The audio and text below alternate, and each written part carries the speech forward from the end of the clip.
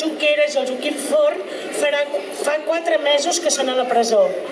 I el Jordi exactament 137 dies. Ja sabeu que cada dia 2 i cada dia 16 ens concentrem aquí a la plaça de l'Ajuntament.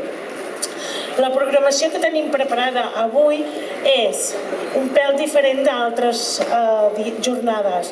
En primer lloc, llegirem una carta escrita al Jordi Cuixart, escrita per al Jordi Borràs, que es diu Estimat Jordi.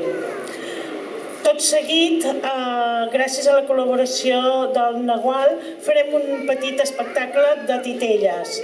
I per últim, cantarem una cançó adaptada del musical d'Els Miserables. Una cançó que vam decidir cantar-la avui, però per casualitats de la vida em sembla que és molt adient, ja que avui fa exactament 44 anys que van assassinar el Puig-Antic i just ahir també una altra notícia miserable és que el jutge Llarena ha dictaminat que la causa contra els nostres presos polítics és complexa i per tant en lloc de 6 mesos per fer el procés pot ser que passin més d'1 any i mig a la presó. Per tant, donem d'entrada començarem a llegir la carta que ens ho farà la Ima. Gràcies. Barcelona, 19 de febrer de 2018. Estimat Jordi, divendres vaig rebre la teva carta. Precisament divendres, just 4 mesos després del segrest que et va dur a tu i en Jordi Sánchez a restar privats de llibertat. Ho saps prou bé, Jordi. Tu i la resta d'empresonats sou hostatges, així de clar. Això sí, hostatges en nom de la justícia d'un estat que ha pervertit el llenguatge fins a corrompre paraules tan velles com la de llibertat. Un estat que ha arribat a pervertir lleis com el delicte d'odi fins a portant davant de la justícia professors, cantants i fins i tot un mecànic i un pallasso. Hi ha qui diu, il·lusos, que l'1 d'octubre no va servir de res. No han entès que el referèndum va ser la prova més gran que la independència és inevitable de la mateixa manera que ho va ser el referèndum. Van organitzar la votació contra vent i marea, amb tot l'estat al damunt i van ser incapaços d'aturar-los. Aquesta és la gran lliçó de l'1 d'octubre. La independència serà una realitat perquè és un clam popular, una voluntat democràtica que dia a dia que passa es fa més ampla, més sòlida, més imparable i d'aquí la por. Se saben perduts. A la carta em dius que repeteixes com un mantra la frase de Rosa Parks. Quan més cedíem i obeíem, pitjor ens tractaven. Et prometo, Jordi, tenir-la present a diari. Si algú tenia dubtes, ara ja ho té molt clar. L'estat espanyol no vol guanyar la batalla. El que pretén és eliminar-nos com a poble. I si pot ser, humiliar-nos mentre duri l'escarni. Ens volen vençuts, sotmesos i soterrats per segles dels segles. Cosir, recosir i governar, em dius. I jo et dic amén i t'afegeixo una altra cita, en aquest cas de Fuster. O ens recobrem en la nostra unitat o serem destruïts com a poble. És angoixant veure com la batalla del poder ocupa els titulars del diari dia sí, dia també. Certament, fins a cert punt és normal que tots els partits independentistes mirin pels seus interessos. Però segur que compartim la idea que per damunt dels partits hi ha la gent.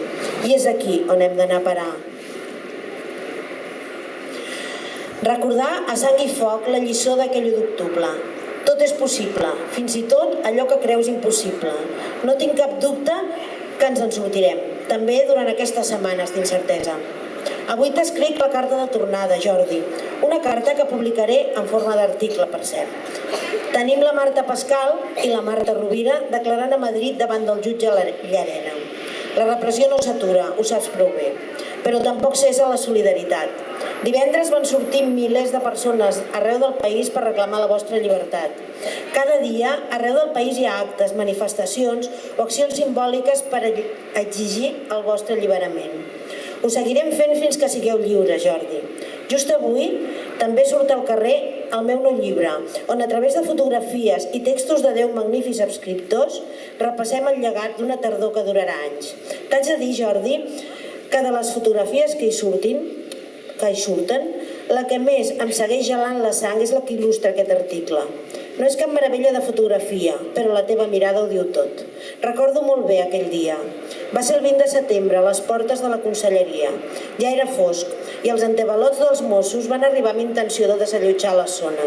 Tu i en Jordi Sánchez no vau trigar ni un segon a dialogar amb ells, a organitzar un cordó de seguretat, FERPAT voluntaris d'Òmnium i ANC, que permetés l'entrada i sortida de la conselleria. Per damunt de tot, allà no hi podia haver ni un bri de violència, i no la van trobar. Ho vaig veure amb els meus propis ulls, Jordi. T'acusen de violent, però tothom sap, el jutge també, que si estàs a la presó és precisament perquè de violència no n'hi va haver. Un dia d'aquesta setmana haig de fotografiar la Txell per una entrevista. Li duré l'anuari Mediacat que m'has demanat i també el llibre.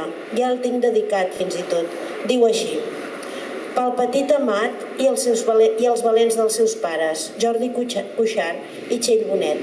Amat, et prometo el mateix que et promès als meus fills. Creixeràs en un país lliure.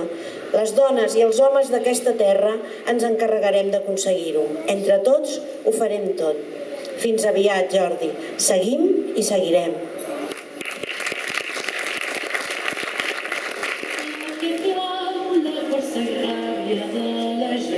Som les veus de tot un poble que no serà esclau mai més. Ningú és un sol batallar, tenim molt clar un problema ja. Cap a un país nou digne i lliure on viure demà. Sigues ferma al meu costat, tot i que el canvi et faci por. No pot ser que amb aquest gris no hagi somiat un món millor. No tindran suficients manilles per dur-nos a tots a presó. Que sentim tot aquest clau, la força i ràbia de la gent. Són les veus de tot un poble que no serà esclau mai més. Dir-nos un sol bategar, tenim molt clar on volem anar. Cap a un país nou digne i lliure mirant demà. Si seguim força en la lluita farem caure l'enemic. A cada estragada seva més afany per resistir.